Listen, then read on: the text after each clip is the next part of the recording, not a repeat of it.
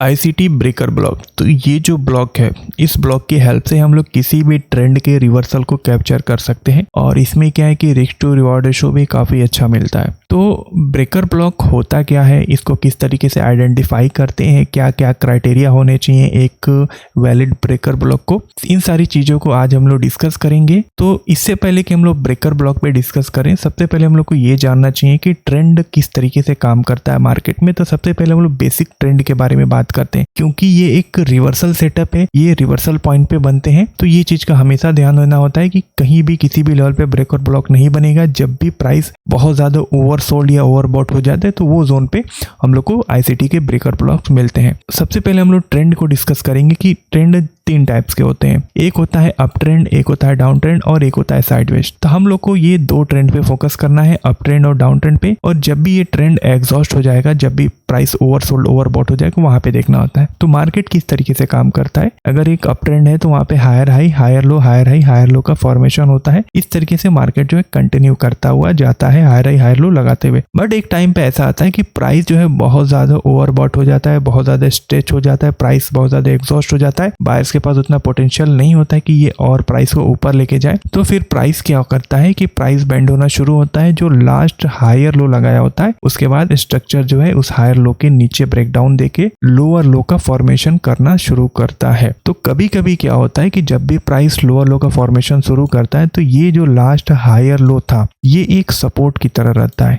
But जैसे ही structure shift होता है इसको ब्रेकडाउन देने के बाद और जब जाके इस सपोर्ट एरिया को टैप करता है तो ये एक रेजिस्टेंस की तरह काम करता है। तो हम लोग को इसी जोन पे हम लोग को आइडेंटिफाई करना होता है ब्रेकर ब्लॉक का। तो ब्रेकर ब्लॉक में बहुत सारी चीजें हैं, उसके बारे में भी हम लोग डिस्कस करेंगे। तो पहले ये बेसिक कॉन्सेप्ट आप समझ जाओ, उसके बाद ब्रेकर ब्लॉक भी आप बहुत ही ईजिली समझ जाओगे। तो जब ये सपोर्ट रेजिस्टेंस में टर्न होगा तो यहाँ से हम लोग को एक ब्रेकर ब्लॉक मिलेगा और फिर क्या होगा कि प्राइस फिर से लोअर लो लोअर हाई लोअर लो लोअर हाई का फॉर्मेशन करते हुए नीचे की ओर आएगा। फिर एक टाइम आएगा कि प्राइस जो है बहुत ज्यादा ओवर सोल्ड हो जाएगा, प्राइस बहुत ज्यादा एग्जॉस्ट हो जाएगा, सेलर्स उतने नहीं होंगे कि मार्केट को और नीचे ले जाया जाए। तो प्राइस फिर क्या करेगा, जो लास्ट लोअर हाई था उसका ब्रेकआउट देगा, स्ट्रक्चर अपसाइड की ओर शिफ्ट होगा। अब ये जो रेजिस्टेंस एरिया है वो एज ए सपोर्ट एक्ट करना शुरू करेगा और price higher high higher low लगाते हुए जाएगा। तो ये एक मार्केट का साइकिल है, इस तरीके से मार्केट में ट्रेंड चेंज होते हैं। तो जब ये प्राइस लोअर हाई से हायर हाई लगाना शुरू करेगा तो ये जो लास्ट लोअर हाई है वो एज ए रेजिस्टेंस था पहले, अब वो ब्रेकआउट देने के बाद स्ट्रक्चर शिफ्ट करने के बाद जब इसको प्राइस टेस्ट करेगा तो ये एज ए सपोर्ट काम करने लगता है। तो हर एक लास्ट लोअर हाई आपका ब्रेकर ब्लॉक नहीं होता है, ब्रेकर ब्लॉक के लिए कुछ क्राइटेरिया होते हैं, उसके बाद ही वो एक कंप्लीट ब्रेकर ब्लॉक होता है और उस पर हम लोग ट्रेड लेते हैं। तो इतना क्लियर हो गया कि ट्रेंड किस तरीके से मार्केट में चेंज होता है। अब हम लोग आगे चलते हैं कि ब्रेकर ब्लॉक क्या होता है और किस तरीके से हम लोग उसको आइडेंटिफाई करते हैं। तो यहाँ पे है एक बियरिश ब्रेकर ब्लॉक का एग्जाम्पल। तो यहाँ पे अगर आप देखोगे प्राइस जो है एक इम्पल्सिव मूव किया, फिर पुल बैक लिया, फिर एक इम्पल्सिव मूव किया, फिर इसने पुल बैक की जो लिक्विडिटी थी स्वीप की थी और यहाँ पे एक हायर हाई बन गया और यहाँ पे क्या हुआ, प्राइस फिर ऊपर की ओर इम्पल्सिव मूव करता है और ये स्विंग हाई जो था इसका ब्रेकआउट दे देता है। तो यहाँ पे एक हायर लो बन जाता है। तो अब क्या ये एक वैलिड ये एक वैलिड ऑर्डर ब्लॉक बन गया और ये जो स्विंग हाई ये एक वैलिड ब्रेक ऑफ स्ट्रक्चर हो जाता है। फिर प्राइस क्या होता है, एक अपसाइड का मोमेंटम अपसाइड की ओर एक इम्पल्सिव मूव क्रिएट करता है और इम्पल्सिव मूव क्रिएट करने के बाद ये जो इम्पल्सिव मूव है ये सस्टेन नहीं कर पाता है। और मोस्टली ब्रेकर ब्लॉक कहाँ बनते हैं, जब भी हायर टाइम फ्रेम का कोई भी रेजिस्टेंस हो गया, सप्लाई एरिया होता है हायर टाइम फ्रेम का कोई भी, वहां से हम लोग को। और मेनली क्या होता है कि प्राइस जब क्या होता है कि किसी भी हायर टाइम फ्रेम के रेजिस्टेंस एरिया को टैप करता है तो प्राइस वहां से बेंड होना स्टार्ट करता है, नीचे की ओर स्ट्रक्चर शिफ्ट होना स्टार्ट करता है। और या तो हायर टाइम फ्रेम का कोई भी सप्लाई एरिया हो गया, रेजिस्टेंस एरिया हो गया, या फिर प्राइस बहुत ज्यादा ओवरबॉट हो जाता है, उसके बाद भी प्राइस जो है वहां से बेंड होके नीचे गिरना स्टार्ट कर देता है। तो यहाँ पे जो लोग भी इम्पेशेंस ट्रेडर हैं, जो लोग भी एग्रेसिवली बस पैटर्न के बेसिस पे काम करते हैं कि ये ऑर्डर ब्लॉक है तो यहाँ पे बाई करना है, बाकी सारे क्राइटेरिया को फुलफिल होने से पहले ही वहाँ पे ऑर्डर ब्लॉक पे बाई वगैरह कर लेते हैं, तो वो लोग यहाँ पे क्या होते हैं, वो लोग ट्रैप होते हैं कि जब प्राइस यहाँ पे आता है उसके आने से पहले लिमिट ऑर्डर डाल देते हैं, या फिर जिन लोग को यहाँ पे बैठे हैं बाई करके उन लोग का स्टॉप लॉस जो ये स्विंग लो के नीचे रहेगा। तो प्राइस क्या करता है कि इन लोगों के स्टॉप लॉस कलेक्ट करते हुए नीचे आता है और जो यहाँ पे बाई किए होंगे वो कहीं ना कहीं ये लेवल के ऊपर स्टॉप लॉस उन लोग का होगा, उन लोग का भी स्टॉप लॉस निकालते हुए नीचे स्ट्रक्चर शिफ्ट करता है मल्टीपल इम्बैलेंस क्रिएट करते हुए। और फिर जब स्ट्रक्चर ऊपर की ओर शिफ्ट होता है, ये सप्लाई ये जो सपोर्ट एरिया था जब टर्न होता है रेजिस्टेंस में, तो वहां से हम लोग को फिर से एक सेलिंग प्रेशर देखने को मिलता है। तो क्या होता है कि ये जो ऑर्डर ब्लॉक रहता है उसको हम लोग सिंपल क्या करेंगे, उसको लेफ्ट हैंड साइड एक्सटेंड कर देंगे और जब भी प्राइस ये स्ट्रक्चर शिफ्ट करने के बाद इस रेजिस्टेंस को टैप करेगा तो वहां से कोई भी नेगेटिव प्राइस एक्शन देख के वहां से हम लोग सेल करते हैं। चार्ट पे भी हम लोग देखेंगे कि एग्जैक्टली किस तरीके से होता है। ये होता है बियरिश ब्रेकर ब्लॉक। जो बुलिश ऑर्डर ब्लॉक था जब वो सपोर्ट तोड़ता है, उस ऑर्डर ब्लॉक को तोड़ता है, तो वहां पे क्या होता है, जब उस ब्लॉक के पास जाता है तो वो जो डिमांड एरिया था वो एक सप्लाई जोन की तरह काम करने लगता है, जो सपोर्ट एरिया था वो रेजिस्टेंस जोन की तरह काम करने लगता है। तो ये होता है एक बियरिश ब्रेकर ब्लॉक। ठीक है, आगे चार्ट पे भी हम लोग देखेंगे और कैसे ट्रेड्स वगैरह लेते हैं उसके बारे में भी डिस्कस करेंगे। अब हम लोग बुलिश ब्रेकर ब्लॉक के बारे में बात करेंगे। तो यहाँ पे अगर आप देखोगे ये है एक बुलिश ब्रेकर ब्लॉक। तो यहाँ पे क्या करता है, प्राइस एक इम्पल्सिव मूव क्रिएट करता है, पुल बैक लेता है, फिर एक इम्पल्सिव मूव क्रिएट करता है, फिर प्राइस आता है डीप करेक्शन के लिए, ये जो पुल बैक था इसकी लिक्विडिटी को स्वीप करता है। तो यहाँ पे एक वैलिड लोअर हाई बन जाता है और फिर प्राइस नीचे की ओर इंपल्सिव मूव का फॉर्मेशन करता है, फिर पुल बैक लेता है, फिर इंपल्सिव मूव का फॉर्मेशन करता है। तो यहाँ पे क्या हो जाता है, एक वैलिड ब्रेक ऑफ स्ट्रक्चर यहाँ पे फॉर्म हो जाता है। तो ये रहा एक ऑर्डर ब्लॉक और ये रहा ब्रेक ऑफ स्ट्रक्चर। तो अब क्या है कि प्राइस जो है डाउन ट्रेंड में है, ये एक बेयरिश ऑर्डर ब्लॉक है। प्राइस जब इसको टैप करने के लिए जाता है तो यहाँ पे क्या होता है, जो भी एग्रेसिव ट्रेडर्स हैं ये जो उनके पास लिमिट ऑर्डर डाल के बैठे हुए होते हैं या फिर कुछ लोग पहले से सेल करके यहाँ पे बैठे हुए थे ये स्विंग के स्टॉप लॉस के साथ, तो प्राइस उन सारे ट्रेडर्स के स्टॉप लॉस कलेक्ट करते हुए जाता है, स्ट्रक्चर ऊपर की ओर शिफ्ट करता है बियरिश टू बुलिश। और फिर से जब प्राइस इसको आता है नीचे रिट्रेसमेंट करने के लिए, क्योंकि प्राइस कभी भी इम्पल्सिव करेक्टिव दो फेजेस में काम करता है। तो जब भी इम्पल्सिव मूव कंप्लीट हो जाता है, करेक्टिव मूव के लिए आता है, तो ये जो रेजिस्टेंस एरिया है वो एज ए सपोर्ट यहाँ पे काम करने लगता है। ठीक है, जब सपोर्ट पे टैप करता है यहाँ से कोई भी रिजेक्शंस वगैरह कैंडल दिखते हैं या कोई भी बुलिश कैंडल स्टिक दिखते हैं, तो यहाँ पे आप क्या कहते हैं लॉन्ग कर सकते हो। और भी बहुत सारे एडवांस कॉन्सेप्ट और भी बहुत सारे कॉन्फ्लुएंस अगर यहाँ पे ऐड होते हैं तो उसको आप उसके बेसिस पे आप यहाँ पे लॉन्ग कर सकते हैं। और जो भी टारगेट आपका रहेगा nearest swing high supply area जो भी रहेगा वो एज ए टारगेट आपका काम करेगा। ठीक है, और स्टॉप लॉस आपका ये ब्रेकर ब्लॉक के नीचे रहेगा। तो ये चीज कंफर्म हो गया कि जो भी बियरिश ऑर्डर ब्लॉक होता है वो जब ब्रेकआउट दे देता है, ब्रेकआउट देके जब उस ब्रेकर ब्लॉक को टैप करने के लिए आता है तो वो क्या होता है कि वो आपके लिए एक रिवर्सल पॉइंट की तरह काम करता है। तो एक चीज का हमेशा ध्यान देने का कि ब्रेकर ब्लॉक तभी बनते हैं जब प्राइस बहुत ज्यादा स्ट्रेच हो जाए अपसाइड की ओर, ओवरबॉट हो जाए, और या तो प्राइस बहुत ज्यादा डाउन साइड की ओर ओवरसोल्ड हो जाए या किसी मेजर बड़े टाइम फ्रेम के पीओवाई को टैप करे। ठीक है, ये नहीं कि हर एक पॉइंट पे ब्रेकर ब्लॉक ढूंढते बैठे, नहीं, केवल और केवल रिवर्सल एरियाज पे देखना चाहिए जब प्राइस बहुत ज़्यादा स्ट्रेच हो जाता है। ये चीज़ का हमेशा ध्यान देने का। ठीक है, यहाँ पे एक और थोड़ा सा डिटेल एग्जांपल आपको दिखा रहा हूँ मैं कि यहाँ पे प्राइस जो है इम्पल्सिव मूव करता है पुल बैक लेते हुए, और प्राइस जो है इस पुल बैक के लो की लिक्विडिटी को स्वेप करता है। ठीक है, फिर इम्पल्सिव मूव क्रिएट करता है पुल बैक लेते हुए, तो ये जो स्विंग था, ये जो स्विंग हाई था, इसका ब्रेक ऑफ स्ट्रक्चर हो जाता है। और यहाँ पे क्या है कि ये जो लास्ट हायर लो है, तो अब क्या है कि यहाँ पे जो लास्ट कैंडल है बिफोर अप मूव, ठीक है, तो last negative candle with liquidity SVEEP है, इस कैंडल के हाई और लो को मार्क कर लेंगे और हम लोग एक्सटेंड कर लेंगे कि जब प्राइस इस पे आएगा तो यहाँ पे बाई करेंगे, ज़्यादातर ट्रेडर यही सोचते हैं। उसके बाद क्या होता है, प्राइस आता है यहाँ पे टैप करने के बाद डायरेक्टली यहाँ पे ब्रेकडाउन देके निकल जाता है। तो अब क्या है कि ये जो है बुलिश ऑर्डर ब्लॉक है ये फेल हो चुका है। तो अब क्या होगा कि प्राइस जब इस ऑर्डर ब्लॉक को यहाँ पे टैप करेगा फ्यूचर में, तो वो एज ए ब्रेकर ब्लॉक यहाँ पे काम करेगा। और इसमें क्या है कि यहाँ पे टैप होने के बाद क्या है कि हम लोग को कोई भी top pick candle, indecision candle, इस तरीके की कोई भी नेगेटिव कैंडल स्टिक यहाँ पे बनता है तो वहाँ से हम लोग सेल करेंगे। और जो कैंडल के हाई हो गया या फिर ये जो ब्रेकर ब्लॉक है, इस ब्रेकर ब्लॉक के हाई पे हम लोग स्टॉप लॉस लगाएंगे और नीचे के जो भी स्विंग लो रहेंगे वो एज ए टारगेट हम लोग रखेंगे। तो ये काफ़ी सिंपल सा कॉन्सेप्ट है, बट ये चीज़ हमेशा ध्यान देना कि जो भी बुलिश ऑर्डर ब्लॉक है वो बियरिश ब्रेकर ब्लॉक में कन्वर्ट होता है, तब होता है जब प्राइस बहुत ज़्यादा ओवरबॉट हो जाएगा। ठीक है, तो अभी एक और एग्जांपल हम लोग बियरिश ब्रेकर ब्लॉक का भी देख लेते हैं। तो यहाँ पे अगर आप देखोगे कि प्राइस जो है डाउन ट्रेंड में है, ठीक है, प्राइस यहाँ पे डाउन ट्रेंड में पुल बैक लेते हुए नीचे की ओर आता है। प्राइस क्या करता है, इस पुल बैक की लिक्विडिटी को स्वीप करता है और यहाँ पे फिर नीचे एक और इम्पल्सिव मूव का फॉर्मेशन करता है। तो जैसे ही ये पुल बैक की लिक्विडिटी स्वीप करता है तो यहाँ पे एक स्विंग हाई कंफर्म होता है और जैसे ही ये यहाँ पे ये जो स्विंग लो बनाया रहता है इसके नीचे ब्रेकडाउन देके क्लोजिंग देता है इम्पल्सिव मूव करते हुए, तो ये स्विंग लो कंफर्म हो गया।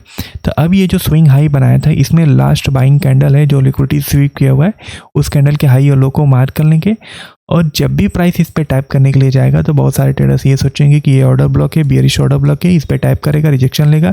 या फिर बहुत सारे जो इम्पेशेंट ट्रेडर हैं, पैटर्न बेस्ड ट्रेडर है या फिर जो लिमिट ऑर्डर डाल के काम करते हैं, वो लोग यहाँ पे क्या करेंगे, जैसे ही प्राइस टैप करेगा यहाँ पे बाई कर देंगे और प्राइस क्या करेगा, यहाँ से रिएक्शन लेने की जगह डायरेक्टली ब्रेकआउट देते हुए ऊपर की ओर निकल जाएगा। इन लोग के जितने स्टॉप लॉसेस पड़े सबका स्टॉप लॉस हिट हो गया। तो यहाँ पे बहुत ही इम्पल्सिव मूव क्रिएट होता है और जब भी प्राइस यहाँ पे करेक्टिव मूव करने के लिए आएगा तो ये जो ऑर्डर ब्लॉक था इसको हम लोग राइट हैंड साइड में एक्सटेंड कर देंगे। अब ये जो ऑर्डर ब्लॉक है वो ब्रेकर ब्लॉक के रूप में काम करेगा और यहाँ से प्राइस जब भी टाइप करेगा कोई भी बॉटम से रिजेक्शंस वगैरह का फॉर्मेशन करेगा तो यहाँ से हम लोग को सिंपल सा है बाइंग के साइड देखना है, उस रिजेक्शन या डिसीजन कैंडल के हाई पे हम लोग लॉन्ग करेंगे और भी कुछ कॉन्फ्लुएंस अगर मिल गए तो और भी बेटर है। स्विंग लो यानी कि ये जो ब्रेकर ब्लॉक है इसके लो का स्टॉप लॉस लगा के जो भी नियरेस्ट स्विंग हाई है वो एज ए टारगेट हम लोग रखेंगे, ठीक है। तो ये होता है ब्रेकर ब्लॉक। तो अब हम लोग चार्ट में कुछ एग्जांपल्स भी देख लेते हैं कि ब्रेकर ब्लॉक को किस तरीके से आइडेंटिफाई करते हैं रियल चार्ट में। तो यहाँ पे कुछ एग्जांपल्स हैं ब्रेकर ब्लॉक के। तो सबसे पहले अगर हम लोग देखेंगे तो प्राइस जो है लोअर लो बनाते हुए आता है और यहाँ पे एक देखा जाए लास्ट ब्रेक ऑफ स्ट्रक्चर की, तो यहाँ पे एक हम लोग को लास्ट ब्रेक ऑफ स्ट्रक्चर का फॉर्मेशन होता हुआ दिखता है। तो इसको हम लोग मार्क कर लेंगे और अनमिटिगेटेड ऑर्डर ब्लॉक की हम लोग बात करें तो यहाँ पे है एक अनमिटिगेटेड ऑर्डर ब्लॉक, इसको भी हम लोग मार्क कर लेते हैं और इसको राइट हैंड साइड में एक्सटेंड कर लेते हैं। तो प्राइस जब ऑर्डर ब्लॉक का फॉर्मेशन करने के बाद ब्रेक ऑफ स्ट्रक्चर का फॉर्मेशन करता है और जब इस ऑर्डर ब्लॉक को टैप करने के लिए जाता है तो यहाँ पे क्या होता है कि प्राइस यहाँ से टैप करके नीचे कंटिन्यू करने की जगह प्राइस जो है ऑलरेडी ब्रेकआउट देते हुए ऊपर की ओर स्ट्रक्चर शिफ्ट कर देता है। तो हम लोग को क्या करना है कि अब जो ये ऑर्डर ब्लॉक है वो एक ब्रेकर ब्लॉक की तरह मोस्ट प्रोबेबिलिटी काम कर सकता है। तो हम लोग को राइट हैंड साइड में इसको एक्सटेंड कर देना है और जब भी प्राइस इसको टैप करता है, टैप करने के बाद कभी भी ब्रेकर ब्लॉक पे एंट्री तभी करना है जब उसको ये जो ऑर्डर ब्लॉक का यानी कि ब्रेकर ब्लॉक का 50% एरिया रहेगा, इस 50% एरिया को टैप करके कोई भी मिनिमम रिजेक्शन कैंडल्स का फॉर्मेशन करेगा तो वहां से हम लोग लॉन्ग कर सकते हैं, शॉर्ट कर सकते हैं। तो प्राइस क्या होता है, इसको टैप करता है, रिटेस्ट करता है और जैसे ही टैप करता है वहां से रिजेक्शन कैंडल बनता है, उस कैंडल के हाई पे हम लोग एंट्री लेंगे और कैंडल के लो या फिर ब्रेकर ब्रेक के लो पे स्टॉप लॉस लगा के जो भी नियरेस्ट स्विंग हाई रहेगा वो एज ए टारगेट हम लोग रखेंगे, ठीक है। पहला टारगेट, इसमें टारगेट्स काफ़ी बड़े बड़े मिलते हैं तो आपके पास होल्डिंग कैपेसिटी इतनी होनी चाहिए, इमोशनली आपको स्टेबल उतना होना चाहिए कि आप ट्रेड को ज़्यादा देर तक होल्ड कर पाओ, ज़्यादा आप इसमें से पॉइंट्स जो है कैप्चर कर पाओ। और क्योंकि इसमें ये जो सेटअप्स हैं काफ़ी कम बनते हैं क्योंकि ये रिवर्सल सेटअप्स हैं। तो यहाँ पे अगर देखोगे 49-50 पिप के स्टॉप लॉस के साथ 130 पिप का टारगेट दिया है और अगर ओवरऑल अगर देखा जाए तो ये उससे भी बड़ा मोमेंटम किया है, कंटिन्यू जो है यहाँ तक 300 पिप तक का मोमेंटम कर चुका है। तो बहुत ज़्यादा ये ऊपर गया। ओवरऑल अगर देखा जाए तो ये एक तरीके से स्विंग ट्रेड के रूप में आप देख सकते हो, 600 पिप तक का भी ये अपसाइड की ओर मोमेंटम किया है। तो ये था एक बुलिश ब्रेकर ब्लॉक, ठीक है। तो कभी भी एक चीज़ का ध्यान देना, जब प्राइस बहुत ज़्यादा ओवर सोल्ड हो तो ही वहाँ पे ब्रेकर ब्लॉक देखना बुलिश, और जब प्राइस बहुत ज़्यादा ओवर बॉट हो तब वहाँ पे बियरिश ब्रेकर ब्लॉक का वेट करना है, ठीक है।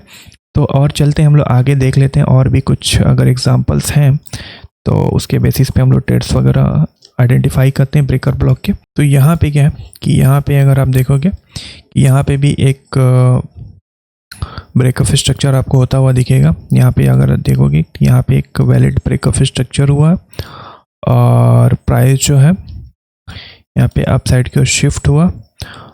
शिफ्ट होने के बाद क्या हुआ कि ये जो ऑर्डर ब्लॉक है इस ऑर्डर ब्लॉक के पास आता है टेस्ट करने के लिए और यहाँ से कंटिन्यू करने के लिए। बट होता क्या है कि कैंडल इसके नीचे क्लोजिंग दे देता है, इसके नीचे कैंडल जो है क्लोजिंग दे देता है। तो अब क्या है कि अब ये जो है आपके लिए एक ब्रेकर ब्लॉक की तरह काम करेगा, ये वाला जो ऑर्डर ब्लॉक। तो हम लोग को क्या करना है कि जब भी इस ऑर्डर ब्रेकर ब्लॉक को ये टेस्ट करने के लिए आएगा तो हम लोग को यहाँ पे सेल करने के लिए अपॉर्चुनिटी को फाइंड आउट करना है। तो अब क्या है कि प्राइस जो है यहाँ पे स्ट्रक्चर शिफ्ट किया, शिफ्ट करने के बाद जब इसको रिटेस्ट करने के लिए जाता है तो हम लोग को वहाँ पे क्या करना है, इसको राइट हैंड साइड एक्सटेंड कर देना है। एक्सटेंड करने के बाद जो भी इंडिसीजन या रिजेक्शन कैंडल का फॉर्मेशन यहाँ पे होगा वहाँ से हम लोग को सेल कर देना है, ठीक है। तो ये जो रिजेक्शन इंडिसीजन कैंडल का फॉर्मेशन हुआ उस कैंडल के लो पे आप शॉर्ट कर सकते हो। और स्टॉप लॉस की अगर हम लोग बात करें तो ये कैंडल के हाई या फिर ब्रेकर ब्लॉक के हाई पर रख सकते हो। और टारगेट जो भी नियरेस्ट स्विंग एरिया है वो एज ए टारगेट आप यहाँ पे रख सकते हो। जैसे कि ये वाला जोन है, ये स्विंग एरिया या फिर ये जो मेजर स्विंग एरिया है वो एज ए टारगेट रख सकते हो। तो 24 पिप के स्टॉप लॉस के साथ यहाँ पे 70 पिप का टारगेट देखने को मिला है। और ओवरऑल अगर आप देखोगे यहाँ से जो प्राइस जब रिवर्स हुआ है तो काफ़ी भयंकर फॉल हम लोग को मिनिमम जो है हम लोग को 470 पिप तक का फॉल देखने को मिला है। तो ब्रेकर ब्लॉक में एक चीज़ का हमेशा ध्यान देना कि मान लीजिए अगर ब्रेकर ब्लॉक आपका मिस हो जाता है तो फिर बाकी अदर कॉन्फ्लुएंस के बेसिस पे भी आप ट्रेड वहाँ से ले सकते हो, ठीक है। तो हम लोग फिलहाल ब्रेकर ब्लॉक पे बात करें तो यहाँ पे ये वाला ब्रेकर ब्लॉक क्यों चला, क्योंकि ये क्या है, प्राइस ऑलरेडी बहुत ज़्यादा ओवरबॉट हो चुका था। और यहाँ पे जैसे ही ये ऑर्डर ब्लॉक को फेल किया, किसी मेजर पीवाई को यहाँ पे में भी टैप किया हो या फिर ऑल टाइम हाई का एरिया हो, तो वहाँ से जैसे ही ये ऑर्डर ब्लॉक ब्रेकर ब्लॉक में कन्वर्ट होता है तो वहाँ पे जितने भी ये पूरा लिक्विडिटी पेंडिंग है सबको वो स्वीप करते हुए नीचे की ओर चला आता है। तो इस वजह से कभी भी ब्रेकर ब्लॉक अगर आप ट्रेड कर रहे हो तो एक चीज़ हमेशा ध्यान देना है कि ये सेटअप जो है काफ़ी रेयर बनता है, बहुत कम बनता है, लेकिन जब ये बनता है काफ़ी बेहतरीन हम लोग को वहाँ से ट्रेड्स वगैरह मिलते हैं, ठीक है। ओके, तो आई होप जो है आपको इतना समझ में आ गया होगा कि ब्रेकर ब्लॉक्स क्या होते हैं, इसको किस तरीके से आइडेंटिफाई करते हैं और ये जो ब्लॉक्स है कहाँ पे मेजरली बनते हैं और इसको ट्रेड किस तरीके से लेते हैं, एंट्री ट्रिगर क्या होते हैं, स्टॉप लॉस क्या होता है, टारगेट किस तरीके से लगाते हैं। क्योंकि देखिए एक चीज़ का हमेशा याद रखना, ब्रेकर ब्लॉक कभी भी प्राइस जो है बहुत ज़्यादा ओवरबॉट या ओवरसोल्ड हो जाए तो ही वहाँ पे आपको ब्रेकर ब्लॉक को ढूंढना चाहिए, नहीं तो आप बाकी कंटिन्यूएशन पैटर्न्स को ट्रेड करते रहना। जब आपको लग जाए कि प्राइस यहाँ से अब रिवर्स होने वाला है वहाँ पे ट्रेड लेना है। और इसको ये रिवर्सल सेटअप है तो ये काफ़ी कम बनेंगे और इसमें जो भी सेटअप्स बनेंगे उसके रिस्क टू रिवार्ड रेशो काफ़ी ज़्यादा बड़े होते हैं। तो आपके पास उतनी होल्डिंग कैपेसिटी होनी चाहिए, आपके पास उतना पेशेंस होना चाहिए कि अगर आप ब्रेकर ब्लॉक पे एंट्री ले रहे हो तो उतने बड़े बड़े टारगेट्स को आप होल्ड कर पाओ। ओवरनाइट भी आपको पोजीशंस को होल्ड करने पड़ सकते हैं। तो ये आपके ऊपर डिपेंड करता है कि आप इतने अच्छे सेटअप को कितना देर तक होल्ड कर पाते हो और इतने इसमें से कितने पिप्स जो है कैप्चर कर पाते हो। तो ये हर एक इंस्ट्रूमेंट पे काम करता है, हर एक टाइम फ्रेम पे काम करता है, इसमें कोई इशू नहीं है, ठीक है। तो ये था ब्रेकर ब्लॉक का सिंप्लीफाइड वर्जन कि किस तरीके से इसको ट्रेड करते हैं। और आने वाले टाइम पे इसका एडवांस वर्जन भी आएगा मल्टीपल कॉन्फ्लुएंसेस के साथ, बहुत सारी चीज़ें ऐड करके कि इसको एडवांस वे में किस तरीके से यूज़ कर सकते हैं। तो आज के लिए इतना ही था और ये सेशन आपको कैसा लगा कमेंट ज़रूर करिएगा। और कोई भी आपको डाउट्स है तो आप इंस्टा पे मुझे मैसेज कर सकते हैं। वीडियो को लाइक एंड शेयर ज़रूर करिएगा ताकि थोड़ा मोटिवेशन मिले और भी अच्छे कॉन्सेप्ट जो है फ्री ऑफ कॉस्ट में आपके लिए प्रोवाइड कर पाऊँ। तो आज के लिए इतना ही है, मिलते हैं फिर हम लोग नेक्स्ट सेशन में, तब तक के लिए गुड बाय।